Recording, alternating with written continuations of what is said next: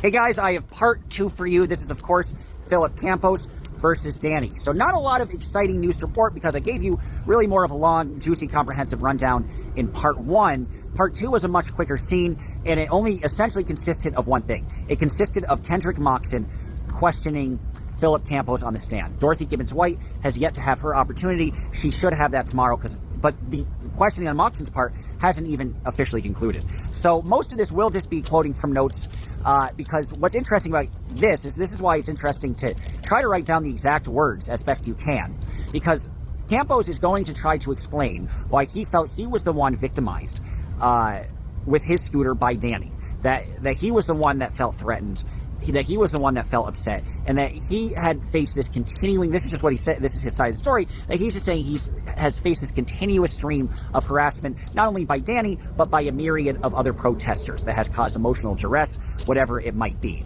And that his line is, they kept stopping me from going to church. So it's funny, it's from my church, from worshiping at my church. So the language that Philip Campos used was actually very religious, and I'm sure Moxon told him that he should bring some religiosity in terms of his syntax, in terms of his vocabulary, to get some sympathy from the judge, so the judge could potentially see Scientology perhaps as this besieged religion versus the billion-dollar cult that it is. Now, it might not necessarily work because, again, guys, the judge is the same judge that is working on the DOA thing, and Moxon is also, of course, the attorney over there.